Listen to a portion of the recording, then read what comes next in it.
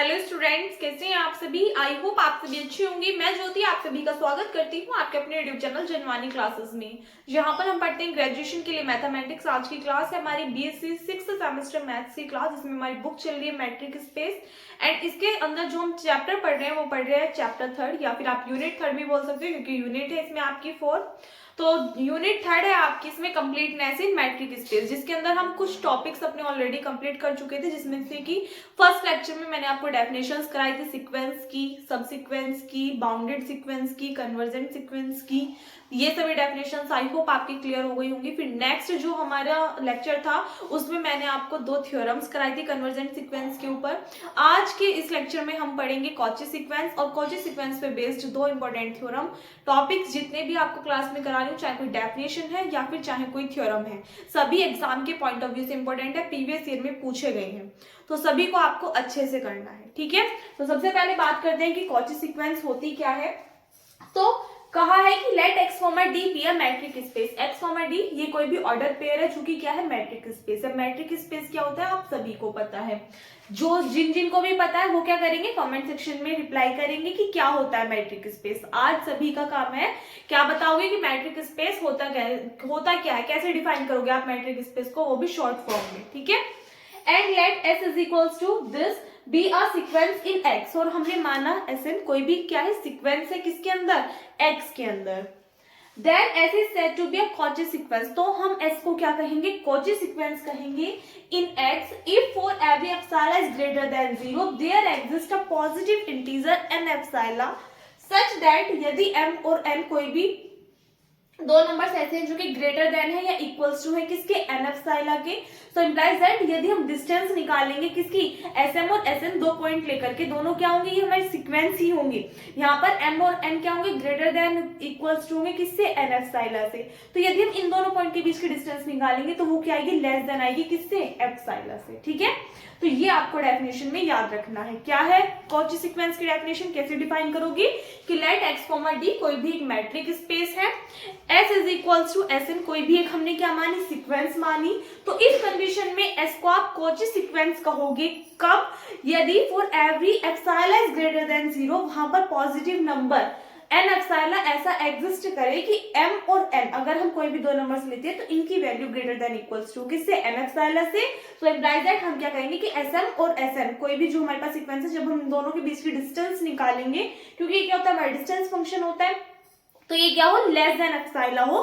इस कंडीशन में हम एस को क्या कहेंगे, कॉची सीक्वेंस कहेंगे। क्लियर है बात। इस डेफिनेशन का ही यूज करके हम क्या करेंगे, अपनी दोनों थ्योरम्स को प्रूव करेंगे। एक बार पहले इसका स्क्रीनशॉट लीजिए, फिर थ्योरम्स करेंगे।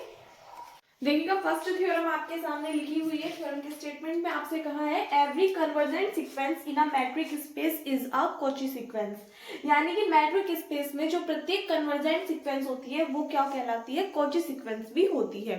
ये स्टेटमेंट है तो 100% ट्रू होगा, लेकिन हमें क्या करना होगा, इसको प्रूफ करना होगा। तो अभी जो आपको कॉची सीक्वेंस की डेफिनेशन लिखाई है वो प्लस जो हमारी कन्वर्जेंट सीक्वेंस की डेफिनेशन क्या आती है, दोनों का मिक्सअप करके हम क्या करेंगे, इस थ्योरम को प्रूव करेंगे। तो एक्चुअल में हमें प्रूफ क्या करना है कि सपोज दैट अगर हमारे पास में कोई भी सीक्वेंस हम ले रहे हैं, सीक्वेंस को हम किससे रिप्रेजेंट करते हैं, एसएन से, तो कोई भी 2 पॉइंट लेने होंगे कॉची सीक्वेंस के लिए, एक तो हमें एसएम लेना होगा और एक एसएन, और दोनों के बीच की जो डिस्टेंस है वो लेस देन अगर एप्सिलॉन होगी तो हम कहेंगे कि कन्वर्जेंट सीक्वेंस हमारी क्या है, कॉची सीक्वेंस है। तो सबसे पहले हम लेट करके क्या चलेंगे, कन्वर्जेंट सीक्वेंस लेट करके चलेंगे। ठीक है, तो उससे पहले भी हमें क्या करना होगा, मैट्रिक स्पेस के लिए लेट करना पड़ेगा, एक मैट्रिक स्पेस मानेंगे। सबसे पहले आप लिखोगे कि let X comma D be a metric space, माना एक्स कोमा डी क्या है, कोई भी एक मैट्रिक स्पेस है। इसके बाद में आप कोई भी सीक्वेंस लेट करोगे तो क्या लिखोगे, let S is equals to this be a convergent sequence, be a convergent sequence. अब एक बात बताइए, यदि हमने इसको कोई भी कन्वर्जेंट सीक्वेंस माना है तो ये किसी ना किसी पॉइंट पे कन्वर्ज करेगी। कन्वर्ज करने का मीनिंग क्या है कि इसका कोई ना कोई लिमिट पॉइंट आएगा, यानी कि इसकी लिमिट जब आप निकालोगे तो वो कोई ना कोई नंबर आएगा, तो वो आपको पॉइंट लेट करना पड़ेगा कि इस ये जो पॉइंट है ये इसकी लिमिट है, यानी कि ये इस पॉइंट पे क्या कर रही है, कन्वर्ज कर रही है हमारी सीक्वेंस। तो हम मानेंगे कि let S naught be the limit of be the limit of S. हमने माना कि जो हमारे पास में सीक्वेंस है एस, जिसको हमने इस फॉर्म में रिप्रेजेंट किया है, लिमिट क्या है, एस नॉट है, ठीक है। यानी कि ये जो सीक्वेंस है कन्वर्ट कर रही है किस पे, एस नॉट पॉइंट पे। अगर हमारे पास में सीक्वेंस हमने लेट कर ली कि कैसे कन्वर्जेंट सीक्वेंस है, और तो हमने मान लिया कि वो किसी एस नॉट पॉइंट पे कन्वर्ट कर रही है, सो देन डेफिनेशन अप्लाई करोगे आप कि then for any epsilon is greater than 0 there exist, वहां पे क्या होगा, एक पॉजिटिव नंबर एग्जिस्ट करेगा, देयर एग्जिस्ट पॉजिटिव नंबर या positive integer N epsilon such that, यदि हम कहें कि n कोई भी हमारे पास में पॉजिटिव इंटीजर है जिसकी value greater than equals to है किससे, n एप्सिलॉन से, सो इम्प्लाइज दैट आप क्या कहोगे कि यदि हम डिस्टेंस निकालें एस नॉट पॉइंट की और जो हमारे पास सीक्वेंस है इनके बीच की, तो ये क्या होगी, लेस देन होगी किससे, एप्सिलॉन बाय 2 से। ये आ जाएगी आपके पास में इक्वेशन नंबर फर्स्ट। फिर आप नेक्स्ट स्लाइड करोगे कि यदि m भी कोई हमारे पास में नंबर है जिसकी value greater than equals to है n एप्सिलॉन से, सो इम्प्लाइज दैट इसके लिए हम सीक्वेंस कैलकुलेट करेंगे sm। तो यदि हम s नॉट और sm के बीच की डिस्टेंस निकालते हैं तो ये लेस देन होगी किससे, एप्सिलॉन बाय 2 से। ये क्या आ जाएगी, इक्वेशन सेकंड। इक्वेशन फर्स्ट और सेकंड के अकॉर्डिंग अगर हम देखें तो हमारे पास s नॉट पॉइंट तो कॉमन है, टर्म हमारे पास में डिफरेंट कौन कौन सी है, जो sm और sn हमारे पास में है। तो हम क्या करेंगे, यहाँ पे ट्रायंगल इनइक्वालिटी का यूज करेंगे बाय, क्योंकि हमें क्या पता है कि जो ट्रायंगल इनइक्वालिटी है उसी के अकॉर्डिंग हम किन्हीं दो पॉइंट के बीच में एक थर्ड पॉइंट लाई करा करके उसके अकॉर्डिंग कंडीशंस दिखाते हैं, जो कि हमारा मैट्रिक स्पेस का फोर्थ एक्सियम भी है, बाय ट्रायंगल इनइक्वालिटी। तो ट्रायंगल इनइक्वालिटी से आप डिस्टेंस निकालोगे किनके बीच की, हमें चाहिए क्या कि sm और sn के बीच की डिस्टेंस लेस देन होनी चाहिए एप्सिलॉन से, ये चीज हमें फाइंड करनी। अगर ये कंडीशन सेटिस्फाई हो जाएगी तो इसका मतलब क्या है कि हमारी कन्वर्जेंट सीक्वेंस जो कि हम मान करके चले थे ये कॉची सीक्वेंस भी होगी। तो हम ट्रायंगल इनइक्वालिटी लगाएंगे sm और sn के लिए। तो ट्रायंगल इनइक्वालिटी क्या कहती है, किन्हीं भी दो पॉइंट के बीच की distance less than equals to होगी किसके, कि यदि हम इनके बीच में कोई थर्ड पॉइंट s नॉट मान ले तो एक बार तो हम डिस्टेंस निकालेंगे sm और s नॉट के बीच की और इसमें ऐड कर देंगे और डिस्टेंस निकालेंगे किसकी, s नॉट और sn के बीच की। ये हमारे ट्रायंगल इनइक्वालिटी कहती है, यानी कि मैट्रिक स्पेस का फोर्थ एक्सियम। अब यहाँ पे अगर आप देखो कि हमारे पास में हम लेकर के चले कि x, d कोई भी मैट्रिक स्पेस है, तो मैट्रिक स्पेस में जो थर्ड प्रॉपर्टी होती है वो क्या होती है, सिमेट्री की प्रॉपर्टी होती है। तो कल आप में से एक स्टूडेंट का कमेंट आया, दी आपने जो हमें प्रॉपर्टीज लगाई उनके नाम नहीं बताए। एक बात बताओ, क्या मैंने आपको बताई नहीं, सिमेट्री प्रॉपर्टी होती है, ट्रायंगल इनइक्वालिटी की होती है, दो आपके ऊपर थे, उनमें ऐसा कोई खास नेमिंग नहीं है उनकी, तो इसलिए उनकी नहीं बताई। आप ध्यान से देखा करें क्या बोल रही हूँ क्या नहीं बोल रही, उसके बाद में आप बोलें, ठीक है। तो हमने क्या किया कि किन्हीं भी दो पॉइंट के बीच की distance less than equals to आ गई इसके। अब अगर हम थर्ड प्रॉपर्टी देखें, थर्ड क्या था हमारे पास में, जो थर्ड एक्सियम था सिमेट्री प्रॉपर्टी, कि यदि आप x और y पॉइंट के बीच की डिस्टेंस निकाल रहे हो या फिर y और x पॉइंट के बीच की डिस्टेंस निकाल रहे हो, दोनों कैसी होती हैं, आपस में इक्वल होती है। फॉर एग्जाम्पल अगर मैंने कहा ये आपके घर से कोई भी आपके फ्रेंड का घर है, तो आप अपने घर से उसके अपने फ्रेंड के घर के बीच की डिस्टेंस निकालो, या अपने घर जो आपका फ्रेंड है उनके घर से अपने घर के बीच की डिस्टेंस निकालो, दोनों कैसी होंगी, आपस में इक्वल होंगी। तो ये हमारी सिमेट्री कंडीशन होती है। वैसे हमारा मैट्रिक स्पेस का थर्ड एक्सियम होता है। तो सेम इसी तरीके से ये मैंने क्यों बताया यहाँ पे कि यदि हम sm और s नॉट के बीच की डिस्टेंस निकालें या s नॉट और sm के बीच की डिस्टेंस निकालें, दोनों इक्वल ही तो होंगी। तो इसको हम ऐसे भी तो लिख सकते हैं एक तरीके से, दिस प्लस ये एज इट इज रहेगा, इसमें चेंज करने की जरूरत ही नहीं है। अब ये देखो, अगर हम इक्वेशन फर्स्ट और सेकंड से देखें तो हमारे पास कंडीशन क्या आई कि ये जो वैल्यू है लेस देन है किससे, एप्सिलॉन बाय 2 से। ये यहाँ पे किससे लेस देन है, एप्सिलॉन बाय 2 से। तो यहाँ पे आपके पास में कंडीशन क्या आ जाएगी, this term less than equals to epsilon by 2 plus ये वाली हमारी कंडीशन क्या है, लेस देन है किससे, एप्सिलॉन बाय 2 से। तो यहाँ पे भी क्या आ जाएगा, एप्सिलॉन बाय 2। दोनों को ऐड करोगे तो कितना मिलेगा आपको, एप्सिलॉन। इसका मतलब ये वैल्यू किसके इक्वल, एप्सिलॉन के। तो जब ये एप्सिलॉन के इक्वल है, यानी कि ये इक्वल है किसके, एप्सिलॉन के, तो यहाँ से इक्वल का साइन हट करके ये वैल्यू लेस देन हो जाएगी किससे, एप्सिलॉन से। It means distance between sm और sn, लेस देन आ जाएगी एप्सिलॉन से, और इसके अकॉर्डिंग हम क्या कह सकते हैं कि जो हम कन्वर्जेंट सीक्वेंस लेकर के चले थे SNSM को, ये कैसी है, कॉची सीक्वेंस भी है। क्यों? क्योंकि कॉची सीक्वेंस की प्रॉपर्टी को सेटिस्फाई कर रही है। तो एट द एंड लास्ट में आप एक लाइन ऐड कर दोगे कि हेंस every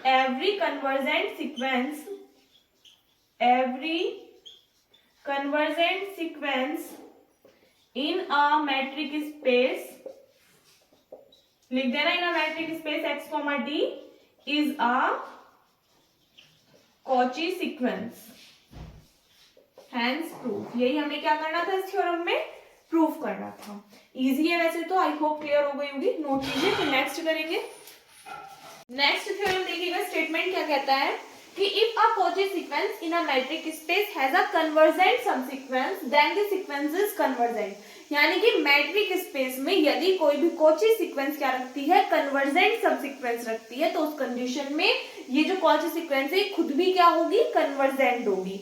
और हमें क्या करना है, इस बात को प्रूव करके दिखाना है कि मैट्रिक स्पेस में अगर कोई भी Cauchy सीक्वेंस की जो सबसीक्वेंस है वो कन्वर्जेंट है, तो वो सीक्वेंस खुद भी कैसी होगी, कन्वर्जेंट होगी, यानी कि किसी ना किसी पॉइंट पे वो कन्वर्ज करेगी। ठीक है, तो सबसे पहले क्या लिखोगे, वो अपनी फेवरेट लाइन कि let x, d be a metric space, लिख दीजिए let x, d be a metric space. और देखिएगा इन सभी थ्योरम्स की आप अपनी प्रैक्टिस करते चलिए, क्योंकि आज के इस लेक्चर के बाद में 2 लेक्चर होंगे। एक तो आपका कंप्लीट मैट्रिक स्पेस का इसी में जो नेक्स्ट टॉपिक है, और उसके बाद में एक टॉपिक बचेगा इसमें कैंटोर्स इंटरसेक्शन थ्योरम। फिर आपकी यूनिट 3 जो है कंप्लीट हो जाएगी, फिर आपकी एक यूनिट रह जाएगी 4 वाली।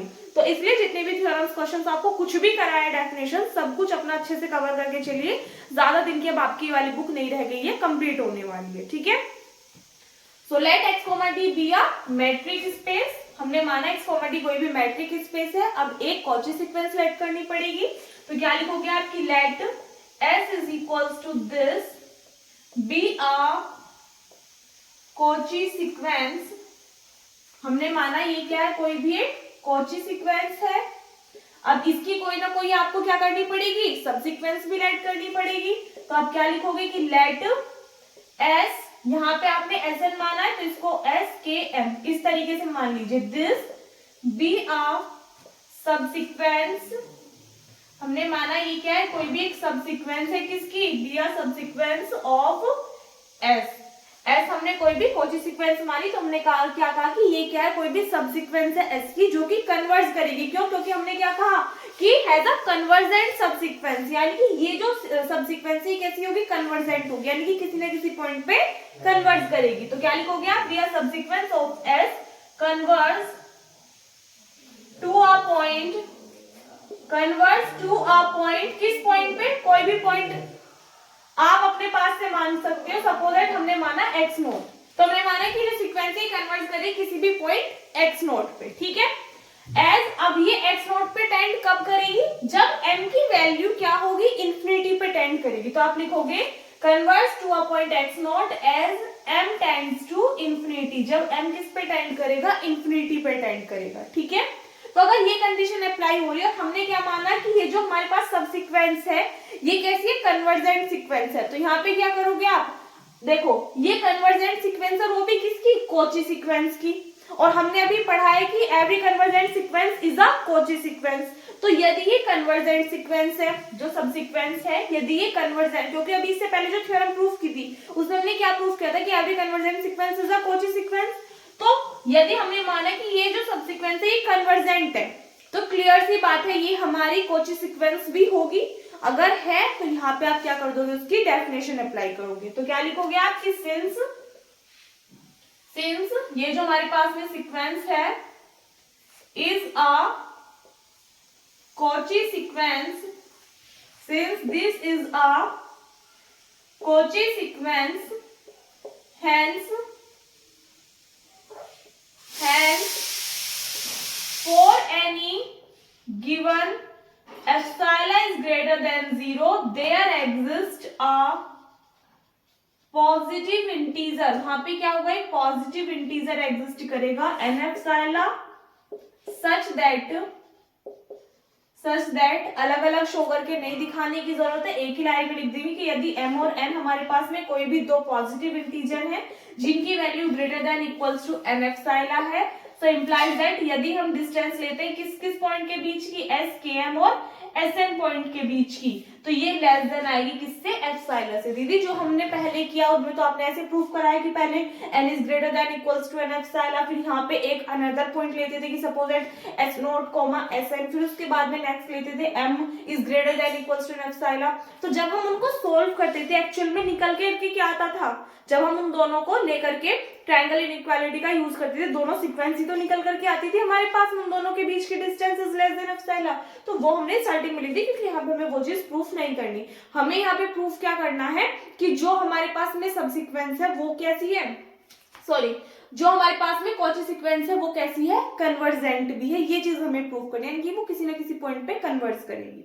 क्लियर है, तो हमने क्या कहा, such that this less than epsilon. अब एक बात बताइए, जो हमारे पास में ये वाली जो सीक्वेंस है एसकेएम, जो कि हमारे पास सब सीक्वेंस है, इसमें अगर m टेंड कर रहा है इंफिनिटी पे, यदि इसमें m टेंड कर रहा है इंफिनिटी पे तो क्या कंडीशन क्रिएट होगी, तो यहाँ पे आप क्या लिखोगे कि सिंस